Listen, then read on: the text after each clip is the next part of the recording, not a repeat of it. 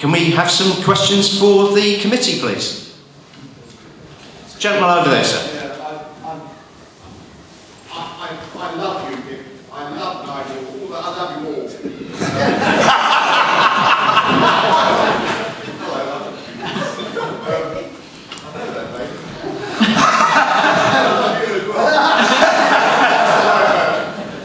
What it is, I'm very much of a loner. I don't tend to become popular on an easy flat.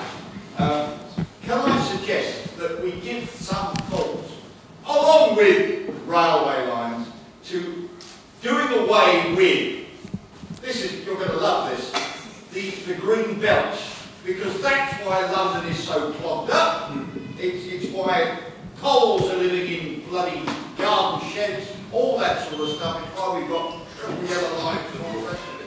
It's buggering London up, it's becoming claustrophobic, it's becoming like a ghetto. Could somebody give some thought to the fact that we need to get rid of the green belt? Thank you. Well, can I have a crack at that? Can I have a crack at that? Listen, I do understand how overcrowded and claustrophobic London's becoming, and I get on the Victoria line nearly every day, and it's hell on earth, not during rush hour, but actually during the whole of the day. So I completely understand what you're saying. But can I suggest, sir, that rather than getting rid of the green belt and seeing London's urban sprawl extend way out beyond the M25, which clearly it would do if that was allowed to happen, that perhaps what we ought to do is to examine why London's population is increasing as rapidly as it is. And the first reason, of course, is that we have a total open door. I repeat that, a total unlimited open door to the whole of Eastern Europe. And that, I think, is wrong, stupid, irresponsible, and at a time of high unemployment, particularly youth unemployment in Britain, we are allowing our own people to be dumbed down, and that needs to be reversed. I would also add that one of the reasons so many people are now coming to London is because, of course, much as our economy may not be great, across much of the rest of Europe, it's a damn sight worse.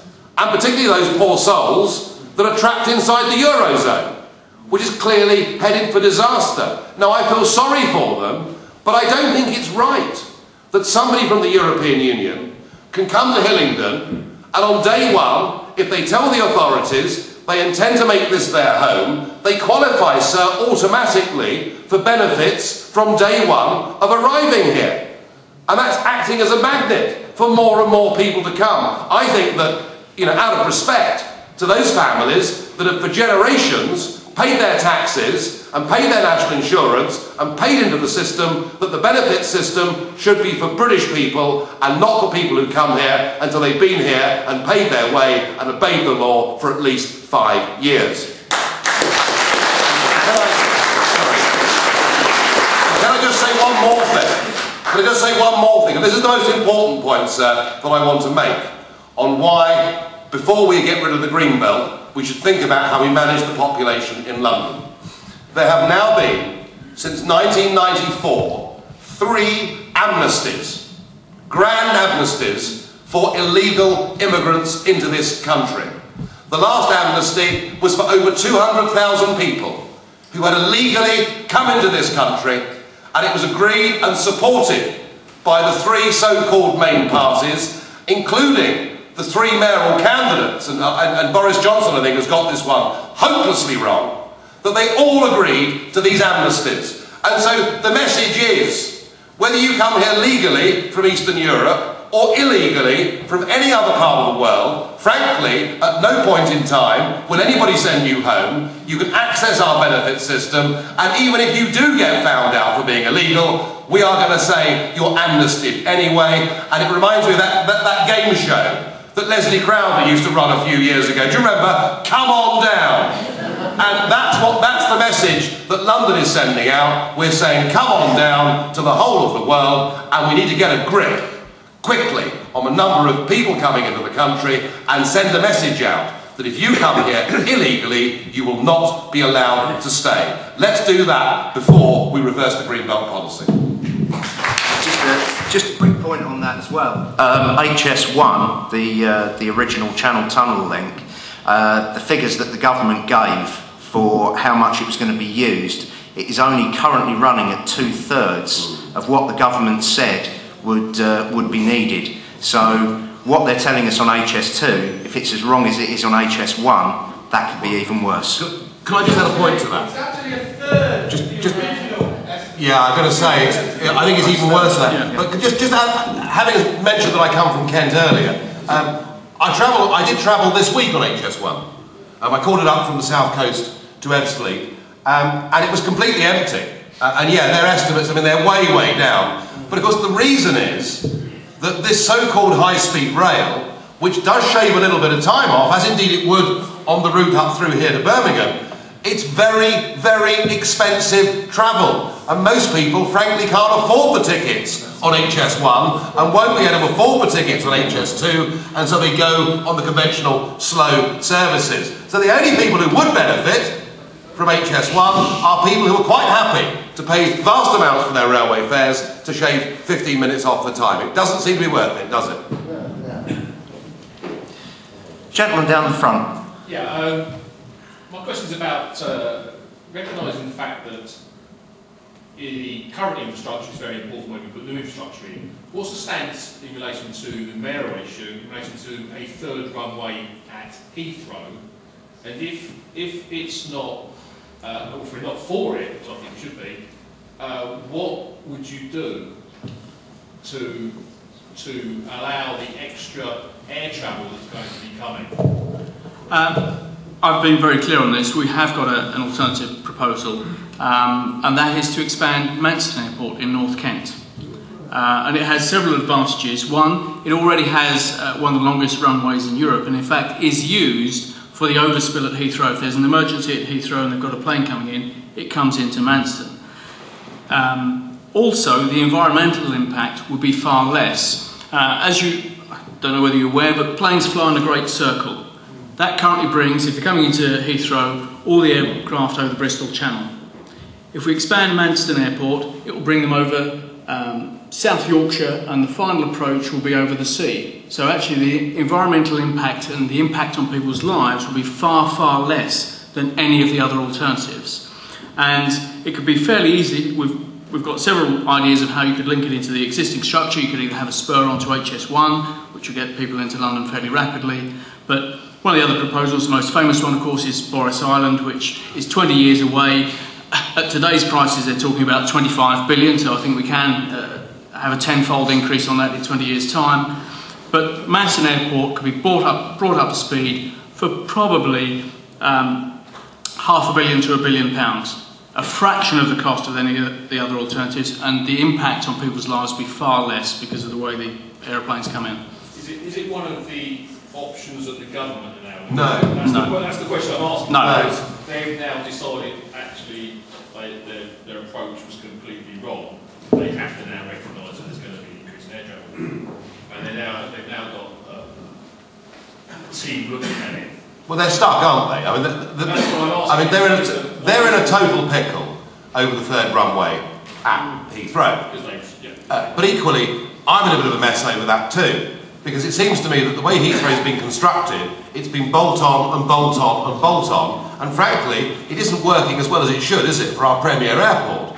And whenever you get fog, you know, you finish up with massive delays. So there is an argument for building a third runway at Heathrow, but the difficulty is the road and rail network around Heathrow can barely cope with what we have at the moment. So I think, you know, the fact they've ignored Manston, I find extraordinary. Already Manston is picking up business. It's doing a lot of freight business.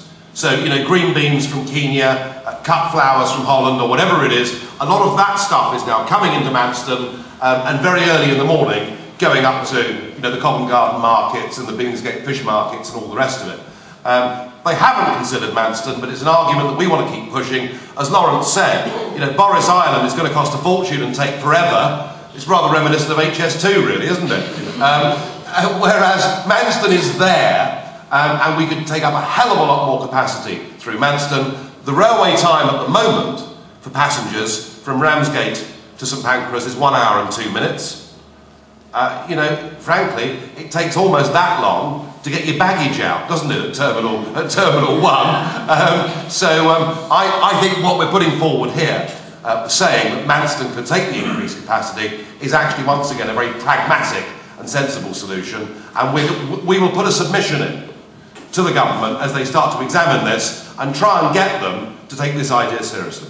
You know, they've been ramming the global warming argument down our throats. They've never allowed any sensible debate on the immigration figures, and they've taken the view, you know, that anybody that's opposed to the European Union is mad or bad. And they've made life systematically very, very difficult for this party and the causes that it holds dear. But there comes a point when they can't stop it. And I think that UKIP, and we're not quite there yet, but I think UKIP is at that critical tipping point in terms of where we stand in the polls. If we continue to move up from here, they simply won't be able to ignore us any longer. And in terms of the credibility of our arguments, you know, you can't say it's an extremist view if 2/3 of the country holds that view. And it all reminds me of that story Bob Monkhouse used to tell. Bob Monkhouse used to say, when I was growing up, I told my friends and family that when I was older, I was going to become a comedian, and they laughed at me. Well, Bob used to say, they're not laughing now.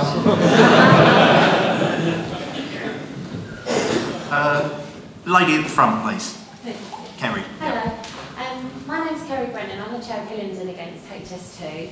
And I'd just like to ask you, in the light of the public consultation being a national consultation, where, as we all know here, 91% of the public were against it, we're now being relabelled NIMBYs for a second time, as they say, well, all the people that replied lived along the route. So, of course, they were against it. So it doesn't count, even though it was their national consultation.